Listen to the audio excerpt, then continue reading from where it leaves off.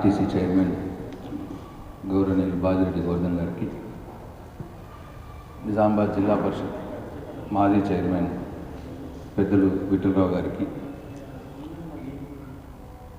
అట్లాగే జిల్లా TRS party senior నాయకులు ప్రభాకర్ రెడ్డి గారికి, జగన్ గారికి, సుధీర్ సింగ్ ఠాకూర్ గారికి, మండల పార్టీ అధ్యక్షులు దుర్గా నర్సయ్య గారికి, పాపయ్య పవన్ గారికి, ఇంకా వేదిక మీద ఉన్నటువంటి పార్టీ నాయకులందరికీ, మీడియా మిత్రులకు అందరికీ కూడా నమస్కారం. మనందరికీ తెలుసు, ఈరోజు తెలంగాణ రాష్ట్రంలో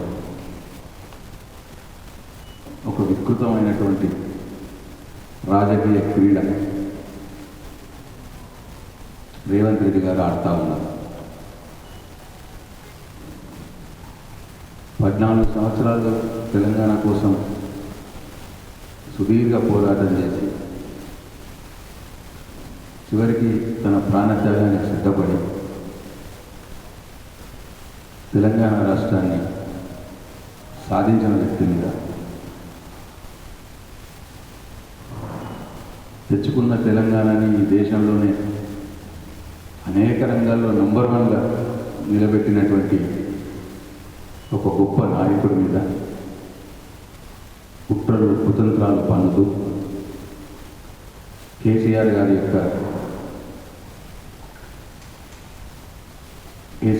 మీద అనేక రకాలుగా వికృతంగా దుష్ప్రచారాలు చేస్తూ ఇవాళ రేవంత్ రెడ్డి వికృతమైన రాజకీయ క్రీడ ఆడుతూ ఉన్నారు. మనం ఒక్కసారి గతంలో తెలిపే, ఒకప్పుడు తెలంగాణలో వ్యవసాయం అంటే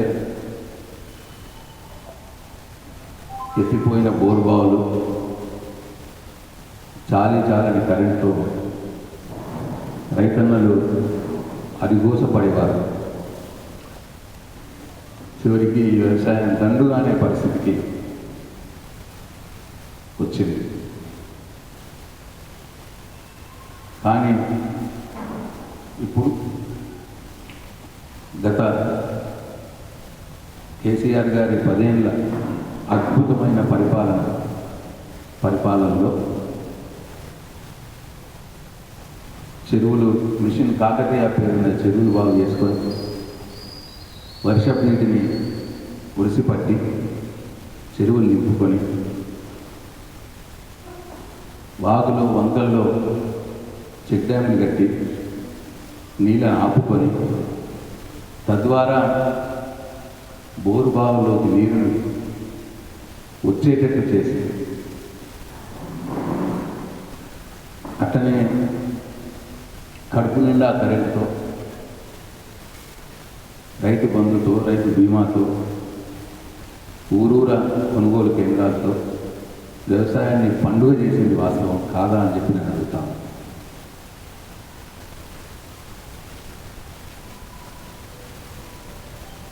ఈ ప్రపంచంలోనే అతి పెద్దదైనటువంటి multi lift irrigation project Kaleshwaram వల్ల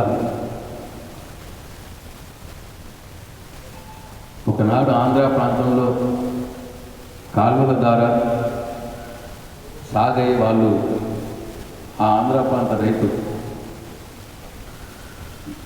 ధనికులుగా ఉండే సందర్భంలో మా తెలంగాణలో కూడా కాళేశ్వరం వల్ల 2 పంటలకు నీళ్లు మాకు అందుతాయి, 2 కాకపోతే 3వ పంట కూడా నీళ్ళు అందుతాయన్న భరోసా ఇవాళ రైతులకు కేసీఆర్ గారు ఇచ్చింది వాస్తవం కాదా అని చెప్పి నేను అడుగుతాను. అట్లనే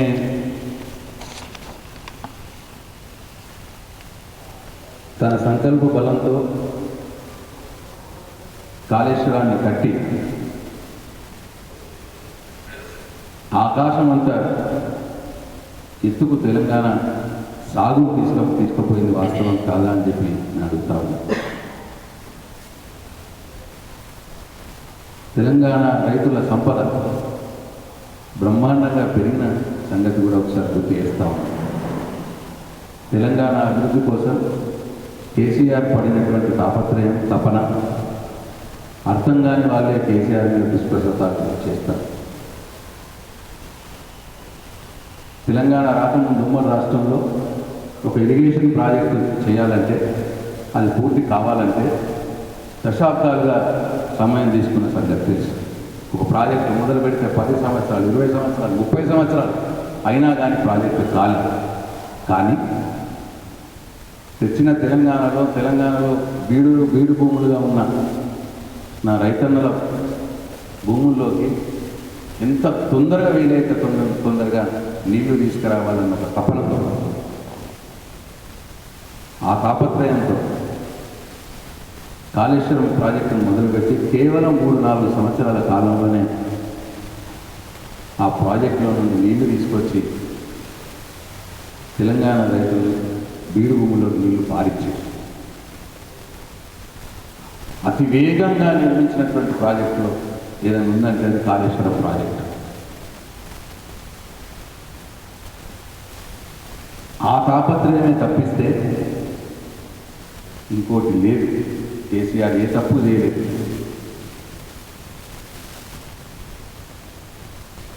ఒక చీమంత సమస్య ఉన్నటువంటి కాళేశ్వరం ప్రాజెక్టులో ఏదో కొండంత సమస్య ఉన్నట్టు దుష్ప్రచారాలు చేస్తూ కేసీఆర్ ప్రతిష్ట మీద మస్క కూర్చే,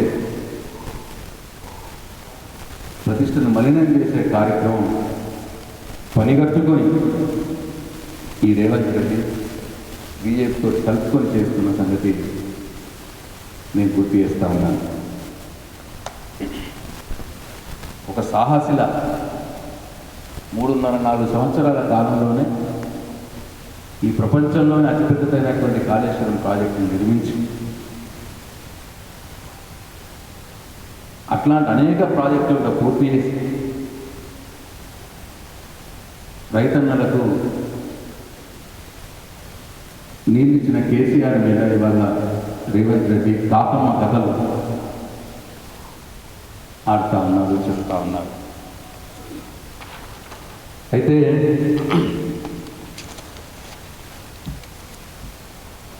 అసలు కుట్ర ఎక్కడుందంటే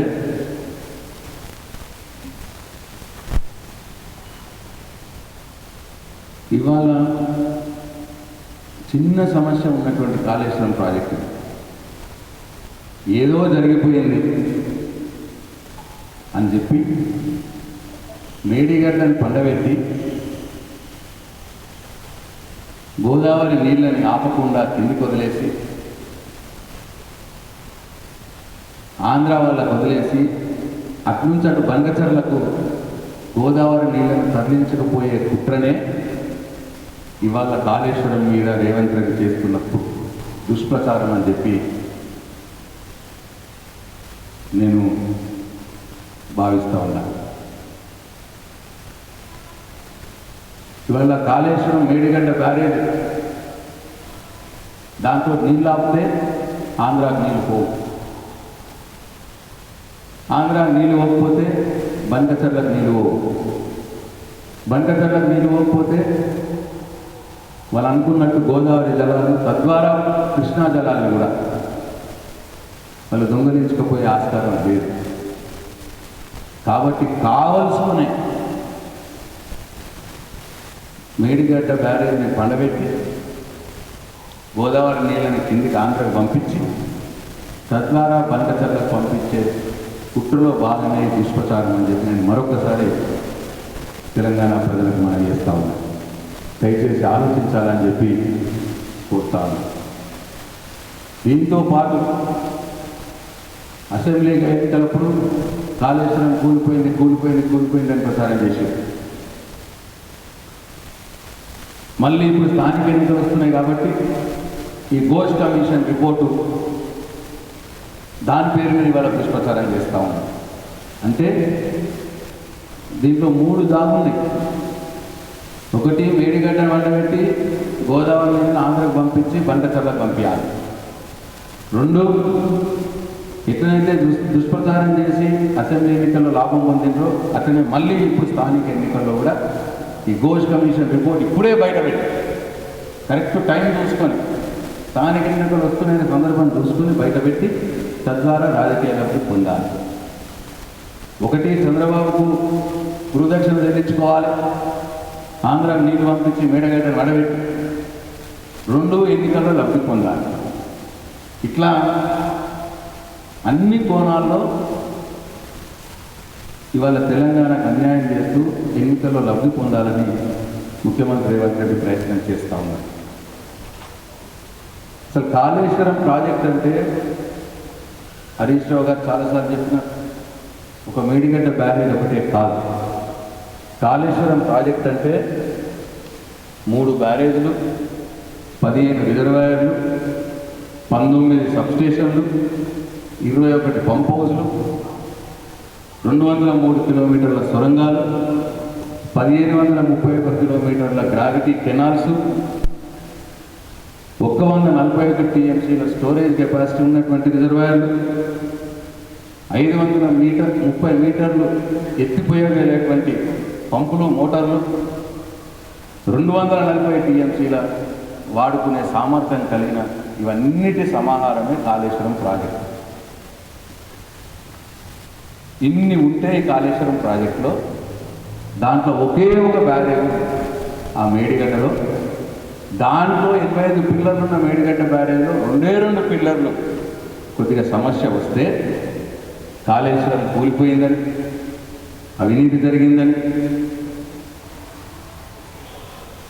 కంటిన్యూస్గా అదే దుష్ప్రచారం చేస్తూ ఉన్నారు. మొత్తం ప్రాజెక్టు కొట్టుకపోయిందని, కాళేశ్వరం కొట్టుకపోయింది, కూలిపోయింది అంటున్నారు. నేను ఇప్పుడు చెప్పిన ఇన్నిట్లో ఒకటే ఒక మేడిగడ్డ బ్యారేజ్ దగ్గర సమస్య. ఆ మేడిగడ్డ బ్యారేజ్ కూడా మొన్న వర్షాకాలం సీజన్లో పోయినసారి 5 లక్షల క్యూసెక్ల వరద వచ్చినా తట్టుకొని నిటారుగా నిలబడి ఉన్నది. ఇప్పటికీ మేడిగడ్డ బ్యారేజ్ కొట్టుకపోలే. రేవంత్ రెడ్డి, నీ కళ్ళు కనిపించకపోతే రా, చూపిస్తాను నీకు. నేను మేడిగడ్డ బ్యారేజ్ నెట్టివారికి ఎట్లా నిలబడి ఉన్నదో చూపిస్తాను. జరిగింది కేవలం 2 పిల్లర్లకి సమస్య. నువ్వు ఎంత దుష్ప్రచారం చేసినా, ఎందుకంటే కాళేశ్వరం ద్వారా వచ్చిన నీళ్ళని తెలంగాణ రైతులు చూసి, మా నిజామాబాద్ జిల్లాలో కూడా పునర్జీవ పథకం ద్వారా నీళ్లు ఎదురెక్కి వరద కాలంలో వారి పోచంపాటు ప్రాజెక్టులో నీళ్ళు వచ్చిన సంగతి కూడా మా రైతన్న చూసి. కాబట్టి ఎన్ని దుష్ప్రచారాలు చేసినా కాళేశ్వరం ప్రాజెక్టు తెలంగాణ రైతన్నలకు లైఫ్ లైనే. నీలాంటి లోఫర్ గాళ్ళకి అది రూప్ లైన్, తెలంగాణ రైతులకు మాత్రం అది లైఫ్ లైన్. ఇకపోతే మాట మాటకు ప్రజాధనం దుర్వినియోగమైంది చెప్పిందే చెప్పుడు. ఎక్కడ దుర్వినియోగమైందంటే ప్రజాధనం దుర్వినియోగం ఎప్పుడైందంటే, మీరు కేవలం 2 పిల్లర్లను రిపేర్ చేయలేక, మీరు నీళ్ళు ఆపక రైతులకు నీళ్ళు ఇస్తలేదు చూసినావా, దాంతో ప్రజాధనం దుర్వినియోగం అవుతూ ఉందండి. కళ్ళ ముందు గోదావరి పోతుంటే మీరు ఆంధ్రాకు బంటచర్లకు నీళ్లు పంపించేకుంటే ఏదైతే వేస్తున్నారో దాంతో ప్రజాధనం దుర్వినియోగం అవుతుందని తప్పిస్తే,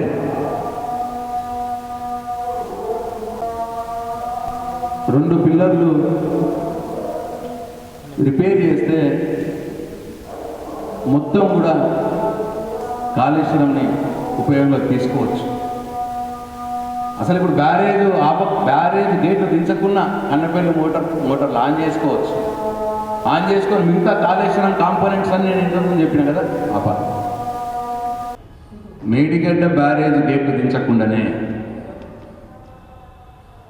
ఇప్పుడు పారుతున్న వరదని కన్నెపల్లి పంప్ హౌస్లో మోటార్ లాంచ్ చేసి నీళ్లు లిఫ్ట్ చేయొచ్చు. అయినా సరే నీళ్లు లిఫ్ట్ చేయొద్దు. ఎందుకంటే చంద్రబాబు నాయుడు గురుదక్షిణ ఇచ్చుకోవాలి రేవంత్ రెడ్డి. ఆ నీళ్ళు కిందికి పోవాలి, పోయి అక్కడి నుంచి బండచర్ల పోవాలి. తెలంగాణ నిండబెట్టైనా సరే కిందికి నీళ్ళు పోవాలనే కుట్ర రేవంత్ రెడ్డి. అట్లనే ఆ ఘోష్ రిపోర్ట్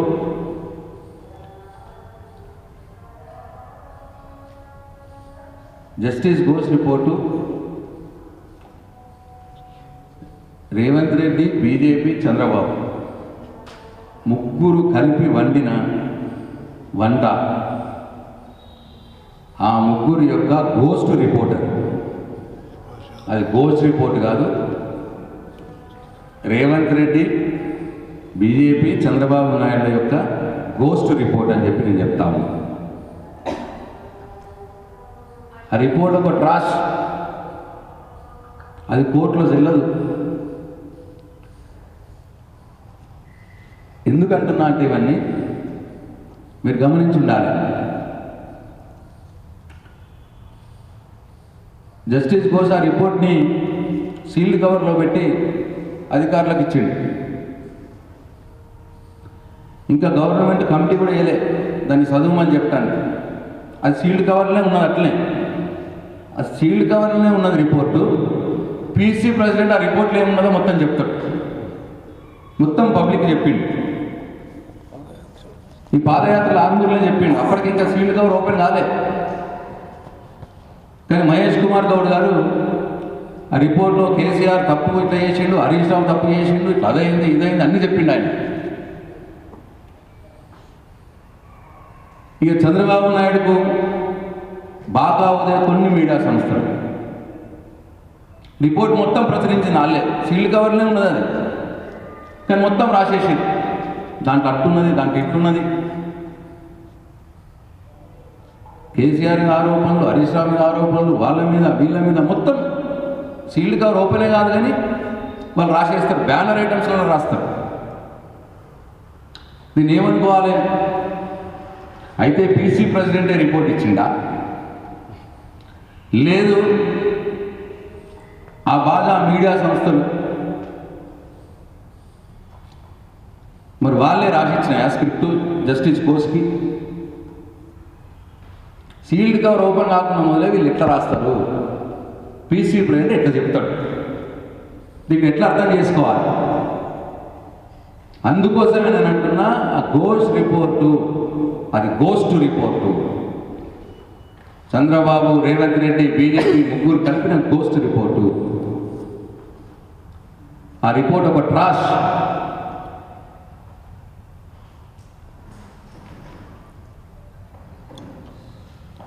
గత 2 సంవత్సరాలుగా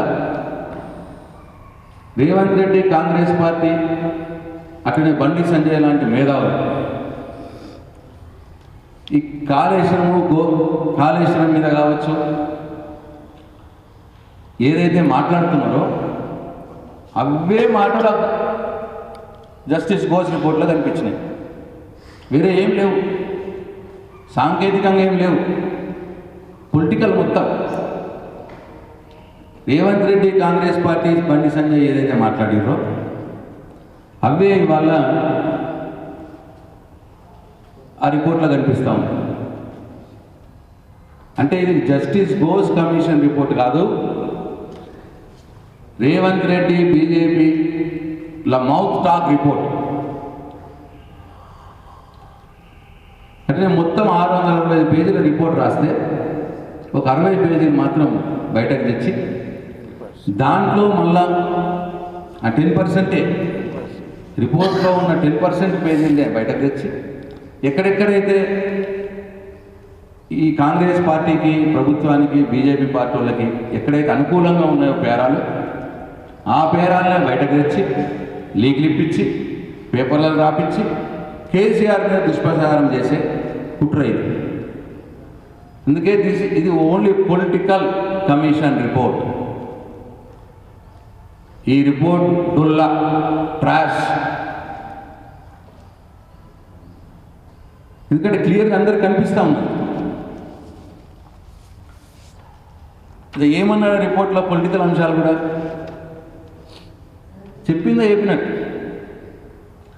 తమ్మిడిహట్టి నుంచి మేడిగడ్డకు ఎందుకు మార్చిర్రు, మార్చే అవసరం లేదు అంటాడు ఘోష్ కమిషన్ రిపోర్ట్లో.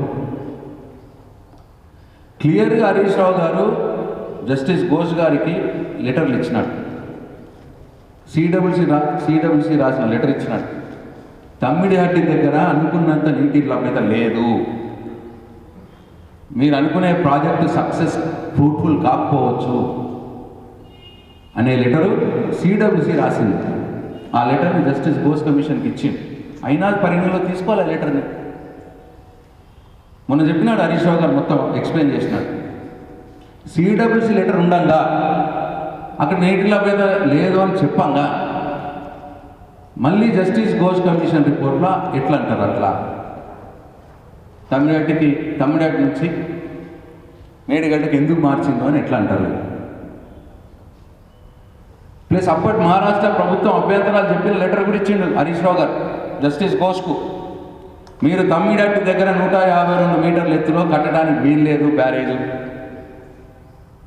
మేము ఒప్పుకోము అని చెప్పి అప్పటి మహారాష్ట్ర సీఎం ఇచ్చిన లెటర్ని కూడా జస్టిస్ ఘోష్ కమిటీకి ఇచ్చిండు హరీష్ రావు. ఆ లెటర్ ఉండగా కూడా తమ్మిడిహట్టి నుంచి మేడిగడ్డకి ఎందుకు మార్చిందో అని అడుగుతాడు. అంటే 2 సంవత్సరాల నుంచి రేవంత్ రెడ్డి, బండి సంజయ్ ఏమంటున్నాడో అదే అంటున్నాడు జస్టిస్ ఘోష్. ఎస్,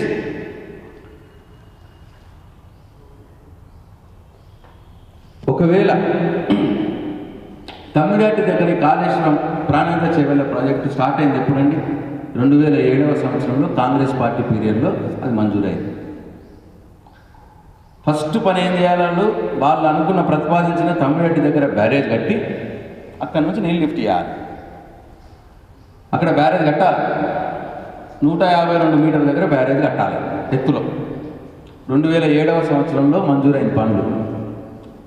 2014 కనుక తెలంగాణలో కాంగ్రెస్ పార్టీ, ఉమ్మడి ఏపీలో, మహారాష్ట్రలో కాంగ్రెస్ పార్టీ అధికారం ఉంది, సెంట్రల్లో కూడా కాంగ్రెస్ పార్టీ అధికారంలో ఉంది.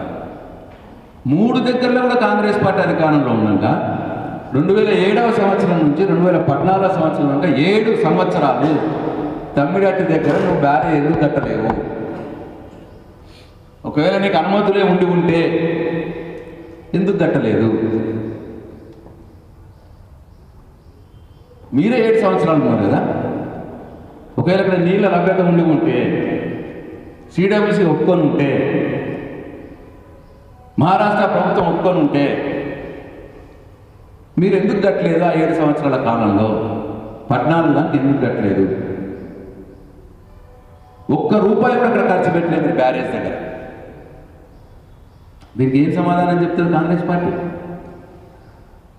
అందుకే ఇక్కడ మహారాష్ట్ర ఒప్పుకోవటం లేదు కాబట్టి, సిడబ్ల్యూసి అక్కడ నీళ్లు లేవు అని చెప్తున్నది కాబట్టి, కేసీఆర్ గారు అధికారంలోకి వచ్చినాక, తెలంగాణ వచ్చినాక, ఎక్కడైతే నీళ్లు ప్రాణాయిత నది ఎక్కడైతే గోదావరిలో కలుస్తుందో ఆ కలిసిన తర్వాత నీళ్లు బాగా ఉంటాయని అక్కడ బ్యారేజ్ కడితే అక్కడ నుండి నీళ్ళ లభ్యత ఎక్కువ ఉంటుంది అని చెప్పి మేడిగడ్డ దగ్గర ప్లాన్ చేసి కట్టిండు కేసీఆర్. వాక్కోస్ వారు సూచించిన విధంగా వాక్కోస్ అనే కేంద్ర ప్రభుత్వ సంస్థను అడిగింది, ఇక్కడ నీళ్ళు లేవంటున్నారు, మరి ప్రాణాయిత ఎక్కడైతే కలుస్తుందో ఆ కలిసిన తర్వాత కడితే బాగుంటుందా, ఒకసారి మీరు ఎగ్జామిన్ చేయండి అంటే వాక్కోస్ బాగుంటుంది అని చెప్పిన తర్వాతనే అక్కడ కట్టినాం బ్యారేజ్. ఇవన్నీ వాస్తవాలు, ఇవన్నీ జస్టిస్ ఘోష్ కమిషన్కి ఇచ్చినాం. అయినా సరే రేవంత్ రెడ్డి, కాంగ్రెస్ పార్టీ, బండి సంజయ్ ఈ 2 సంవత్సరాల నుంచి ఏం మాట అంటున్నాడో గదే మాట ఆ రిపోర్ట్లో రాసినారు.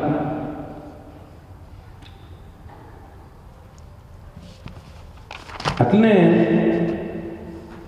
ఇంకో మాట అన్నాడు, మేడిగడ్డ దగ్గర కట్టడానికి కావచ్చు, కాళేశ్వరం ప్రాజెక్ట్ రీడిజైన్ కావచ్చు, క్యాబినెట్ అనుమతులు లేవు అని అన్నాడు.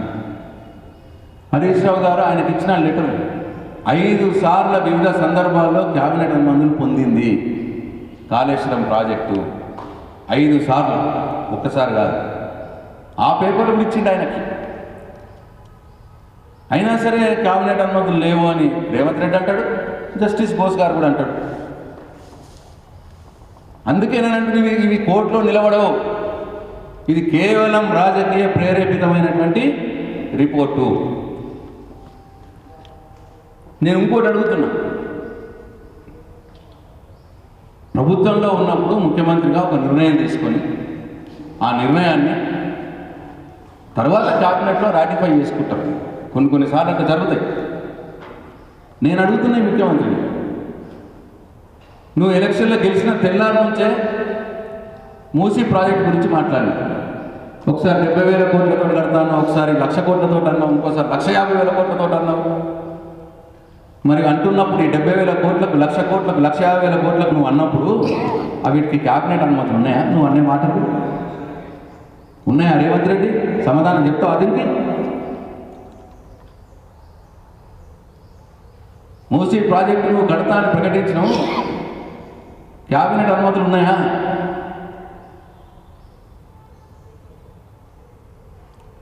అట్లనే ఫ్యూచర్ సిటీ అన్నావు, ఫ్యూచర్ సిటీ కూడా నువ్వు ముఖ్యమంత్రిగా నిర్ణయం తీసుకొని మాట్లాడినావు. ఫ్యూచర్ సిటీకి ఇవాళ 1,600 కోట్లతో 4 లైన్ రోడ్ వేస్తున్నావు. మరి ఫ్యూచర్ సిటీ క్యాబినెట్ అనుమతులు ఉన్నాయా? ఆ రోడ్ ఎట్లా శాంక్షన్ చేసినావు 1,600 కోట్లకు? టెండర్ పిలిచినావు, ఇప్పుడు దానికి ఉన్నాయా? దానికి అట్లా నీ కొడంగల్లో లిఫ్ట్ ఇరిగేషన్ ప్రాజెక్టు 4,000 కోట్లు జీవో ఇచ్చిన తర్వాత నువ్వు శంకుస్థాపన వేసిన తర్వాత క్యాబినెట్లో పెట్టి రాటిఫై చేసినావు. ఇది వాస్తవం కాదా? అట్లనే కాళేశ్వరం గురించి కూడా ప్రభుత్వంగా ముఖ్యమంత్రిగా ఒక నిర్ణయం తీసుకుని తర్వాత 5 సార్లు క్యాబినెట్లో రాటిఫికేషన్ చేసుకున్నావు. అంటే నువ్వు మాత్రం మూసి ఏదైతే నీకు పనికొచ్చే, నీకు దాంట్లో లాభం ఉండే ప్రాజెక్టులు, మూసి ప్రాజెక్టు, ఫ్యూచర్ సిటీ, వీటికి నువ్వు క్యాబినెట్ అనుమతులు లేకుండా నువ్వు ప్రకటనలు చేయొచ్చు, జీవోలు ఇవ్వచ్చు. రైతులకు పనికొచ్చే కాళేశ్వరం ప్రాజెక్టు మాత్రం కేసీఆర్ కట్టొద్దా? నీకొక నీతి, కేసీఆర్కి ఒక నీతియా? దయచేసి తెలంగాణ సమాజం ఆలోచన చేయాలని చెప్పి నేను కోరుతా ఉన్నాను. ఇంకోటి ఎక్స్పర్ట్ కమిటీ, ఎక్స్పర్ట్ కమిటీని తొక్కిపెట్టిరు అన్నారు. ఎక్స్పర్ట్ కమిటీని తొక్కిపెట్టలేదు. ఎక్స్పర్ట్ కమిటీ వాళ్ళకి ఏం చెప్పారంటే, మొన్న హరీష్ రావు గారు మొత్తం క్లియర్గా చెప్పింది, డైరెక్ట్గా మేడిగడ్డ నుంచి ఎంఎండీకి నీళ్ళు తీసుకుపోవచ్చా అని వాళ్ళని వెరిఫై చేయమన్నారు. ఎంఎండీ నుంచి, మేడిగడ్డ నుంచి ఎంఎండీకి డైరెక్ట్గా నీళ్ళు పోవు, ఎల్లంపల్లి నుంచే పోవాలని చెప్పి వాళ్ళు రిపోర్ట్ ఇచ్చినారు. అంతేగాని మేడిగడ్డను వద్దు అనలే వాళ్ళు. ఇది కూడా క్లియర్గా ఇచ్చినాం డాక్యుమెంట్లు ఘోష్ కమిటీకి. అయినా సరే సేమ్ అదే డంపా. రేవంత్ రెడ్డి ఏం మాట్లాడతాడో రిపోర్ట్లో కూడా అదే కనిపిస్తుంది. రిపోర్ట్ సీల్డ్ కవర్ ఓపెన్ కాకుండా మొదలే పేపర్లలో కనిపిస్తాయి, కొన్ని పేపర్లలో రిపోర్ట్ సీల్డ్ కవర్ ఓపెన్ కాకుండా మొదలే పీసీ ప్రెసిడెంట్ మహేష్ కుమార్ గౌడ్ మాట్లాడతాడు. అంటే ఇవన్నీ పరిశీలిస్తే ఏమర్థమవుతున్నది?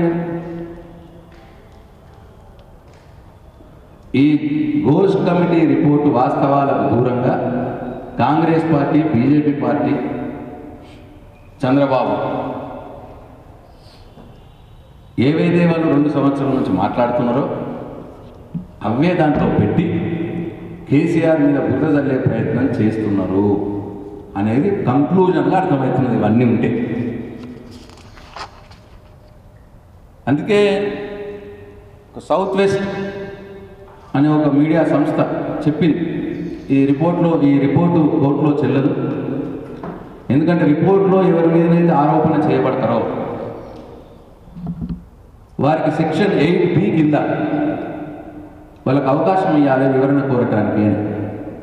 దీంట్లో రేవంత్ రెడ్డి చెప్పిండు, బండి సంజయ్ అన్నాడు, 2 ఏళ్ళ నుంచి అంటున్నాడు, పేపర్లు రాసినాయి కొన్ని మీడియా సంస్థలు, వీటి ప్రకారమే రిపోర్ట్ వచ్చింది. రిపోర్ట్ సబ్మిట్ చేసేది గవర్నమెంట్. ఆరోపణలు ఎదుర్కొంటున్న వ్యక్తుల వివరణ కోరలేదు కాబట్టి ఇది కోర్టులో చెల్లదు అని ఆ సౌత్ వెస్ట్ సంస్థ చెప్తా ఉంది. దీనికి ఉదాహరణలు కూడా అద్వానీ గారి విషయంలో అద్వానీ వర్సెస్ బీఆర్ కేసులో కూడా కొట్టేసింది ఆ కమిషన్ రిపోర్ట్. అట్లనే వైఎస్ రాజశేఖర రెడ్డి గారు చంద్రబాబు గారి మీద చేసిన కమిషన్ కూడా అట్లనే కోర్టు కొట్టేసింది, వాళ్ళ వివరణలు అడగలేదు అని చెప్పి. ఇది కూడా ఈ ఘోష్ కమిటీ రిపోర్టు కోర్టులో నిలబడదు. ఇది కేవలం పొలిటికల్లీ మోటివేటెడ్ రిపోర్ట్.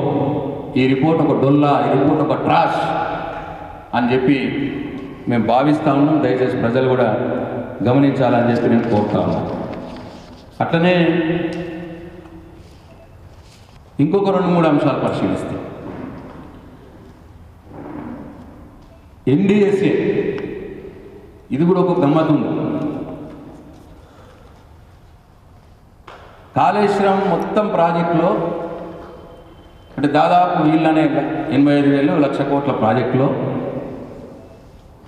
ఒక 200 కోట్ల విలువ కలిగే 2 పిల్లర్లు కుంగితే, 1,00,000 కోట్ల ప్రాజెక్టులో 200 కోట్లు విలువ కలిగే 2 పిల్లర్లు కుంగితే ఉటావటన ఎన్డీఎస్ఏ వచ్చేసింది.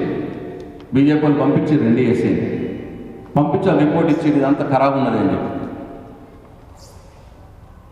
మరి నేను అడుగుతా ఉన్నా, ఏపీలో పోలవరం 2 సార్లు కొట్టుకుపోయింది, 4,000 కోట్లు ఖర్చు అయింది. 2 సార్లు కొట్టుకుపోయింది పోలవరం డయాఫ్రమ్ వాల్స్. అక్కడ ఎన్డీఏసీ రాలేదు, బీజేపీ వాళ్ళు అక్కడికి ఎన్డీఏసీని పంపించలేదు. ఏమర్థం దీన్ని? అట్లనే ఇక్కడ రాష్ట్రంలో పెద్దబాబు గండిపడ్డది. ఈ కాంగ్రెస్ ప్రభుత్వం వచ్చినాక ఎన్డీఏసీ రాలేదు. సుంకిశాల గోడ కూలింది, ఎన్డీఏసీ రాలేదు. ఎస్ఎల్బీసీ టనల్ మొత్తం కూలిపోయి 8 మంది చచ్చిపోయి ఆ టనల్ ఇప్పుడు పనికి రాకుండా అయిపోయింది, అయినా ఎన్డీఏసీ రాలేదు. శవాలు మీద అట్లే ఉన్నాయి, అయినా ఎన్డీఏసీ రాలేదు. కానీ కేసీఆర్ కట్టిన కాళేశ్వరంలో ఒక 2 పిల్లర్లో కొద్దిగా సమస్య వస్తే మాత్రం ఎన్డీఏసీ వచ్చింది. అంటే ఏమర్థమవుతుంది దీంతో? కాంగ్రెస్ బీజేపీ ములాఖత్ దీంతో బయటపడుతున్నదా లేదా ఒకసారి తెలంగాణ ప్రజలు ఆలోచన చేయాలని చెప్పి నేను కోరుతా ఉన్నాను. అట్లనే ఈ జస్టిస్ ఘోష్ కమిషన్ కూడా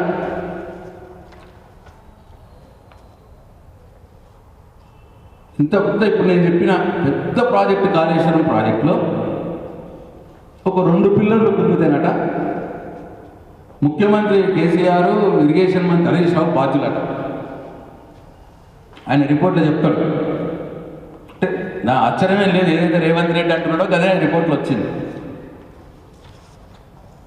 1,00,000 కోట్ల కాళేశ్వరం ప్రాజెక్టులో 200 కోట్ల విలువ గల 2 పిల్లర్లు కుంగితే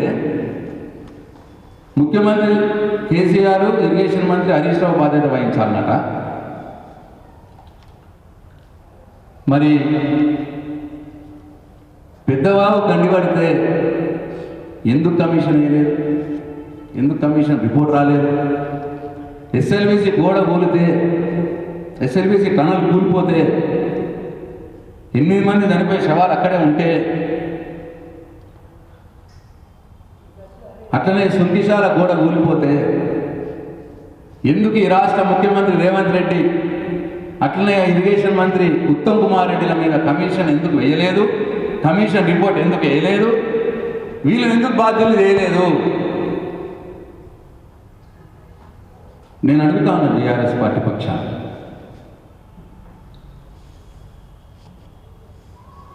పోలవరం డయాఫ్రమ్ వాల్ 2 సార్లు కొట్టుకుపోయి 4,000 కోట్లు వృధా అయితే, మరి దాన్ని కట్టించినటువంటి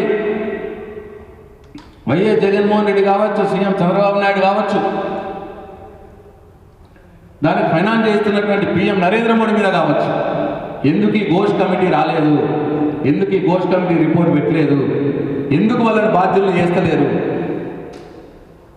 కేవలం కేసీఆర్ మీదనే, హరీష్ రావు మీదనే ఎందుకు బాధ్యులు చేస్తున్నారు? నష్టం జరిగింది వీటికంటే తక్కువ, పోలవరం కంటే తక్కువ నష్టం జరిగింది, సుంకిశాల టనల్ కంటే తక్కువ నష్టం జరిగింది వాళ్ళ కాళేశ్వరంలో. అయినా కేసీఆర్ హరీష్ రావును బాధ్యులు చేస్తుంది ఎట్లా ఈ రిపోర్టు? మరి ఇక్కడ రేవంత్ రెడ్డి, ఉత్తమ్ కుమార్ రెడ్డి, చంద్రబాబు నాయుడు, జగన్మోహన్ రెడ్డి, ప్రధానమంత్రి నరేంద్ర మోడీలను ఎందుకు బాధ్యులు కారు? ఇది దయచేసి ఆలోచన చేయాలి ప్రజలని చెప్పి నేను కోరుతాను. మేధావులారా మీరు కూడా ఒకసారి ఆలోచన చేయాలి. అంటే దీనికి అర్థమైందన్నట్టు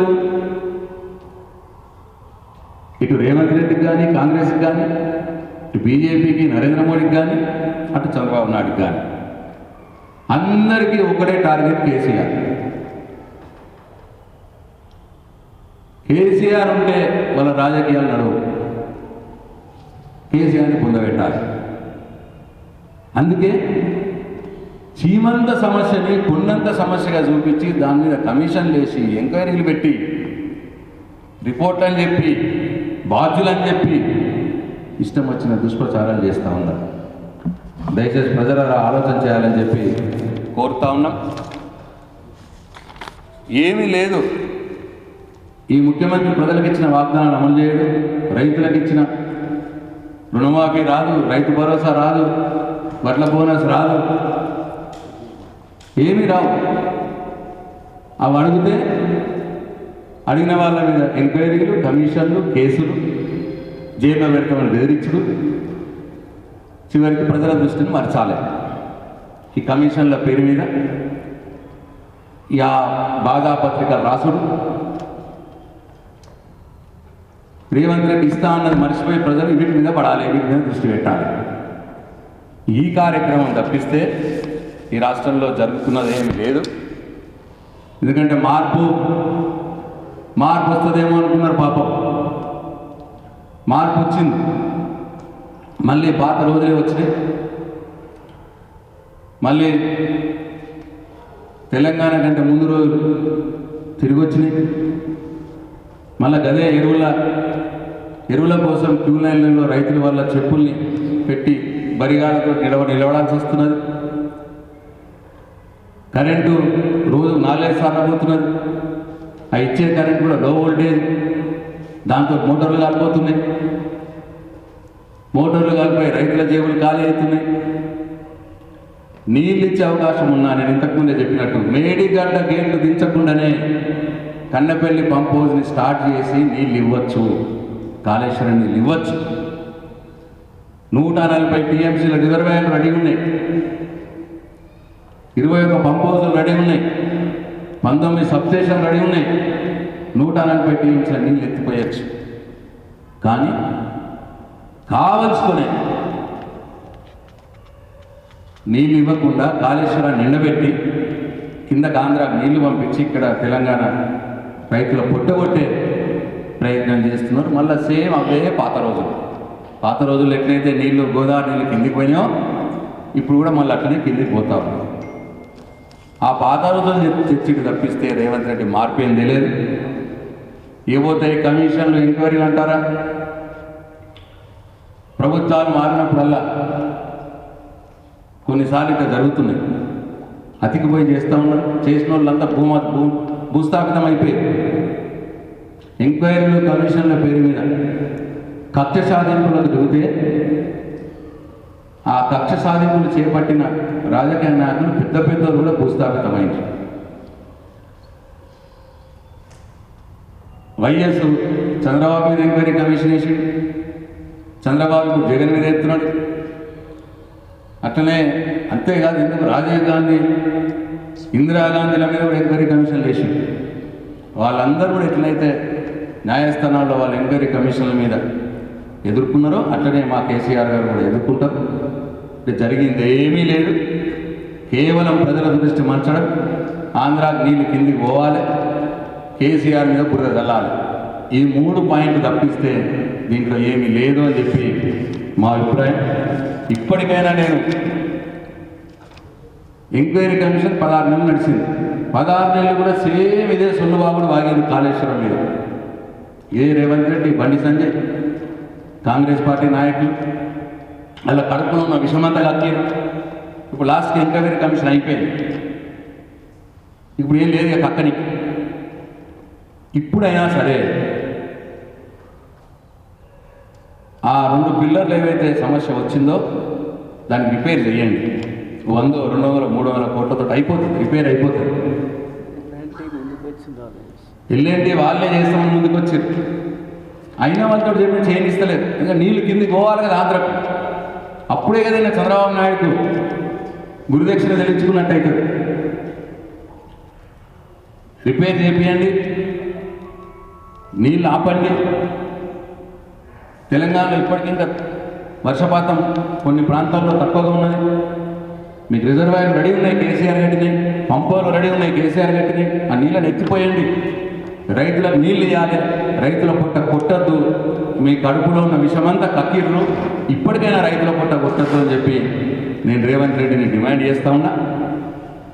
అట్లనే బండి సంజయ్ కూడా ఇష్టం వచ్చినట్టు మాట్లాడుతున్నాడు మా కేటీఆర్ గారి మీద. ఆయన చాలాసార్లు చెప్పారు కేటీఆర్ గారు, ఫోన్ ట్యాపింగ్ మాకు సంబంధం లేదు, ఇది అధికారులకు సంబంధించిన విషయం, ఇంటెలిజెన్స్ వ్యవస్థకు సంబంధించిన విషయం, మాకు సంబంధం లేదు అని చెప్పినట్టు. అయినా సరే కేంద్ర మంత్రి హోదాలో ఉండి ఒక బజారు మనిషిలా బజారు భాష మాట్లాడుతూ చిల్లరగా మాట్లాడుతూ ఇవాళ కేటీఆర్ గారి మీద ఇష్టమైనటువంటి నిరాధారమైన నిందలు చేసినాడు.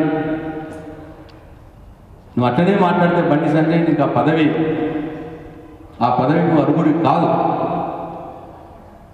ఆ పదవి గౌరవం పెంచు, నోరు జాగ్రత్తగా పెట్టుకోవాలని చెప్పి నేను బండి సంజయ్ని హెచ్చరిస్తా ఉన్నాను. లేకపోతే తెలంగాణ ప్రజలు టీఆర్ఎస్ పార్టీ కార్యకర్తలు నీకు బుద్ధి చెప్పే రోజు దగ్గరలోనే ఉన్నది అని చెప్పి నేను బండి సంజయ్ని హెచ్చరిస్తూ సెలవు తీసుకుంటున్నాను. జై తెలంగాణ, జై కేసీఆర్. రెడ్డి గారు చాలా విషయాలు చెప్పడం జరిగింది. నేను 3-4 విషయాలు మాత్రమే చెప్పదలుచుకోలేదు. ఒకటి, రాష్ట్రంలో ఒక విచిత్రమైన పరిస్థితులు చూస్తున్నాం, ఎదుర్కొంటున్నాం మనం. ఇవాళ మేము మా పార్టీ ఓడిపోయింది. కాంగ్రెస్ రాష్ట్రం గెలిచి బీజేపీ సెంటర్లో ఉంది. ఇద్దరు అధికారులు ఉన్నటువంటి పార్టీ నాయకులు ఓడిపోయిన మా నాయకుడి మీద, ఓడిపోయిన మా పార్టీ కార్యకర్తల మీద అనేక కేసులు వేసి ఇబ్బందులు పాల్చేయాలన్నటువంటి విషయాలు మనం చూస్తున్నాం. గమ్మత్తైన విషయం ఏంటంటే, ఈ రాష్ట్రం ఉన్నటువంటి Bandi Sanjay central home minister for state, అంటే మొత్తం యావత్ భారతదేశానికి స్టేట్ హోమ్ మినిస్టర్. అది చేస్తే చూస్తుంది నాకు వస్తున్నాను. ఎందుకంటే నాకు ఇచ్చిన పవర్ చాలా పెద్దది. ఆయనకు తెలియదు పవర్, తెలియదు. వాళ్ళు క్వశ్చన్ వేస్తే జవాబులు లేవు. ఒక విచిత్రం ఏంటంటే, రాష్ట్ర ప్రభుత్వం స్టేట్ పోలీస్ ద్వారా వేసినటువంటి స్పెషల్ ఇన్వెస్టిగేషన్ టీం దగ్గరికి నువ్వు వెళ్ళవేంటి సామాన్య మనుషులక? వాళ్ళ దగ్గర నువ్వు జవాబు ఇవ్వడమేంది, వాళ్ళ ప్రశ్నకు జవాబు ఇవ్వడమేంది? సిటీ వాళ్ళు ఇది రావాలి.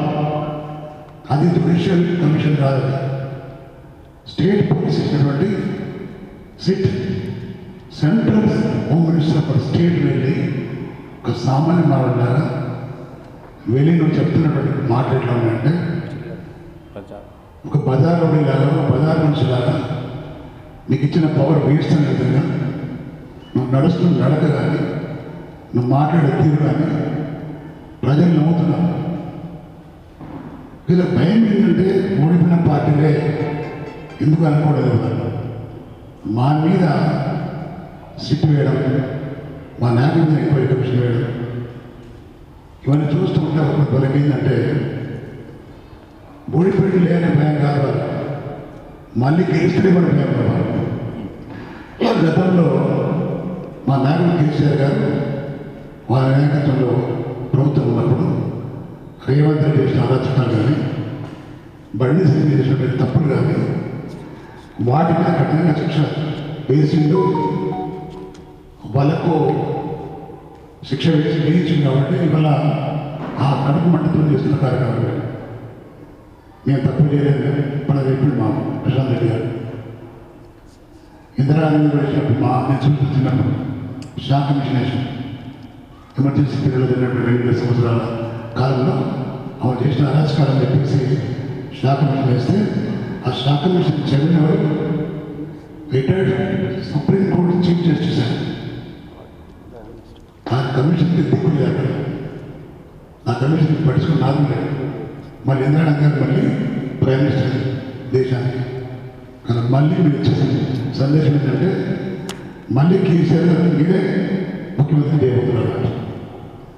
ప్రతిరోజు ఉదయం లేస్తే కేసీఆర్ గారి మీద, కుటుంబం మీద ఏడాది మీరు చేసే పని ఏంటి అంటే మీరు ఇచ్చిన వాగ్దానాలు ఒక్కటి కూడా అమలు చేయకుండా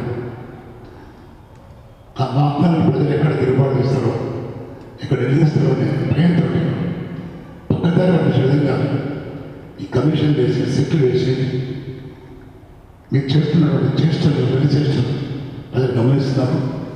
వాళ్ళు అడుగుతున్న ఒకటే, మాకు ఇచ్చిన వాగ్దానాలు ఏంటి, మీరు చేసేది ఏంటి? గతంలో కేసీఆర్ చేసింది ఏంటి, ప్రస్తుతం 20 ఏళ్ళ కాలంలో మీరు చేసింది ఏంటి? కేసీఆర్ ఫామ్ హౌస్లో ఉన్నాడు, ఫామ్ హౌస్లో మాట్లాడుతున్నాడు. నేను అడుగుతున్నాను, బడిసెల్లం కాదు ఇప్పుడు రేవంత్ రెడ్డి గారు. కేసీఆర్ ఫామ్ హౌస్లో ఉండి ఏం చేయలేదు, బండి సంజయ్ రేవంత్ రెడ్డి తిరుగుకుంటూ ఏం చేస్తున్నారు ఇది చెప్పాలి. ఒక రోడ్డు తిరుగుకుంటా ఒక అలుపులు అలుపుకుంటూ పచ్చిగా శూన్యము. కానీ ఆ రోజు కేసీఆర్ గారు ఫామ్ హౌస్లో ఉన్న, ఆఫీస్లో ఉన్న ప్రతి క్షణం తెలంగాణ ప్రజల బాగుపడి తప్ప వేరే ఆలోచన. నా తెలంగాణ ప్రజలు నేను పోరాటం ఇచ్చినటువంటి తెలంగాణ ప్రజలకు నేను ఇచ్చిన వాగ్దానాలు కాకుండా ఇవ్వని వాగ్దానాలు కూడా చేసి ఇంకేం కావాలని క్షణం ఆలోచించిన వ్యక్తి కేసీఆర్ గారు. మీరేం చేస్తారు? దొంగ మాటలు చెప్పి, దొంగ వాగ్దానం చేసి పూర్తిగా ఫీల్డ్ అయిపోయి ప్రజలు అభాస్పడైపోయి ఏ టీవీ చూసినా, ఏ ఛానల్ చూసినా అనరాని మాట్లాడుతూ మళ్ళీ ప్రజలు బూతు మాట్లాడుతూ ఆ మాటలు చూస్తామంటే ఏ ముఖ్యమంత్రి కూడా అన్ని మాటలు అనలేదు. కానీ కేవలం ఈ రేవంత్ రెడ్డి అంటున్నారు. రేవంత్ రెడ్డి నిజంగా వేరే బిర్యానీ తెచ్చుకోవడానికి స్పెషల్ ఇప్పటిగా చెప్తున్నాను. రేపు వచ్చేది మాపోతుంది. మీరు ఎన్ని రాకున్నా, ఎన్ని పల్టీలు కొట్టినా, ఎన్ని పోదండాలు వేసినా వచ్చేది కేసీఆర్ గారి బీఆర్ఎస్ ప్రభుత్వం. మీరైతే ఇష్టం ఇవన్నీ కథలు మీకు ఏ దగ్గర ఉంటే అప్పటికి. ఎందుకంటే నేను అడుగుతున్న రేవంత్ రెడ్డి 4,75,000 కోట్లు అప్పు చేసిండు అని పదే మాట్లాడుతూ నువ్వు వచ్చి 20 నెలలు అవుతుంది. ఈ 2 నెలల కాలంలో 2 లక్షల కోట్లు అప్పు చేసినావు. ఆ డబ్బులు ఏం చేసినావు? మరి ప్రభుత్వ ఆదాయం ఏం చేసినావు? ఈ యొక్క పథకం పూర్తి చేస్తున్నావు. నేను రేపు పథకాల కోసం ఎందుకేమి తప్పకుండా వేస్తాం. ఈ రాష్ట్రం 4 మంత్రులు దోపిడీ దొంగలుగా దోసుకొని తింటున్నారు. ప్రజలు గమనిస్తున్నారు. ప్రభుత్వం మీద మీకు సోయి లేదు, ప్రజల మీద సోయి లేదు, డబ్బు మీద సోయి, అధికారం మీద సోయి తప్ప వేరే మీకు లేదు. ఇవాళ ఎన్ని చేసినా, ఏం చేసినా ప్రజల హృదయాలు ఉండదు కేసీఆర్ గారు. రేపు ఇంకా ఫ్యూచర్ ఏమి కాకుండా వేడి మాకేంగా ఏమైంది కేటీఆర్ మీద విషయంలో ఏమైంది కేటీఆర్ డైరెక్ట్ చేసిన చెప్పాడు. వీళ్ళు కేసీఆర్ గారు చేసినప్పుడు కూడా హరీష్ రావు క్లియర్ చెప్పాడు. ఏదైతే ఫస్ట్ రాజశేఖర్ గారు ఉన్నప్పుడు ఫౌండేషన్ వేసింది తక్కువ వెళ్ళినటువంటి ప్రాంతం తమ్మిడి అంటే అప్పుడు నేను ఎమ్మెల్యే ఉన్నాను. తమ్మిడి వెళ్దామని చెప్పేసి మేము అందరం వెళ్ళి చూసి అక్కడ స్టోన్ కూడా వేసుకున్నాం. ఆ తర్వాత మరి 7 సంవత్సరాలు కారణం ఏంటంటే వాళ్ళ అధ్యక్షుడు మహారాష్ట్ర అక్కడ తమిళనాడులో ప్రాజెక్టు కడితే మహారాష్ట్రలో ఉన్నటువంటి చాలా గ్రామాలు, మహారాష్ట్రలో ఉన్న ఆదివాసులు వాళ్ళ భూములు పూర్తిగా మునిగిపోతాయి అని అధ్యక్షుడు చెప్పారు. అదే కాకుండా అభయారణ్యం ఉంది, అక్కడ అభయారణ్యం ఉంది, అది కూడా ముందని చెప్పేసి అధ్యక్షుడు చేయడం వల్ల అది ఆగిపోయింది. మీరేమంటారు? తమిళలో కట్టేది ఉండే మీరు స్టడీ చేస్తే మీరు స్టడీ చేసే ముఖాలు కదా, స్టడీ చేయరు మీరు. ఎందుకు ఇక్కడ పని మీరు ఎందుకు చేంజ్ చేసిన కేసీఆర్ అడిగాడు కదా, ఆలోచన చేసే శక్తి లేదు మీకు, స్టడీ చేసే శక్తి లేదు. తమిళ పేరు ఉండేది అక్కడ ఎందుకు కట్టినంటే దాని వెనక ఏం తెలుస్తుంది తెలుస్తుంది. మహారాష్ట్ర ప్రభుత్వం అధ్యక్షులు చేసిన లెటర్ లేవా, మీరు లభ్యం కాదని చెప్పినటువంటి సిడబ్ల్యూసి లెటర్ లేదా, ఇవన్నీ ఉన్నా దాన్ని పక్కన పెట్టి నీకు అనుకూలమైనటువంటి భూషణ తప్ప పెట్టించింది. నేను అంటే ఒకటి మాట, ఎవడు వెళ్ళినా ఎవడున్నా మన ప్రజలు విడుదల కేసీఆర్ అన్నాడు. ప్రజలు రేపు ఎలక్షన్ అయితే మళ్ళీ కేసీఆర్ అనుకుంటున్నారు. ఆయన ముసుగులోనూ పేదవాళ్ళు నిలబడితే కేసీఆర్ ఎక్కడ అంటున్నారు, వాళ్ళు రేవంత్ రెడ్డి ఎక్కడ ఉన్నట్లేదు. ప్రతి ఒక్కరి దృష్టిలో ప్రతి ఒక్కరి హృదయాల్లో సార్ కేసీఆర్ మళ్ళీ రావాలి సార్, అందరూ వస్తారు మంచిగా. ఈ ప్రభుత్వం కూలిపోతే ప్రజలు పండుగ చేసుకునే పరిస్థితి ఉన్నారు రాష్ట్రంలో. నిజాలు చెప్తుంది, బీఆర్ఎస్ చెప్తున్నాయి. ప్రజల సర్వేలు కూడా ఇప్పుడు లక్ష్యం పెట్టినా బీఆర్ఎస్ పార్టీ గెలుస్తుంది, మేము అధికారికి వస్తున్నాం. ఇప్పటికైనా ఇంకా 3 ఏళ్ళు టైం ఉంది రేవంత్ రెడ్డికి. ఈ పిచ్చి పిచ్చి చేస్తున్న పని ప్రజలు దృష్టి పెట్టుకొని ప్రజలకు ఏం చేయాలో అది చేసే ప్రయత్నం చేయమని చెప్పేసి నేను హెచ్చరిస్తూ మరి మీ అందరికీ ధన్యవాదాలు తెలుస్తూ వస్తున్నా. జై తెలంగాణ.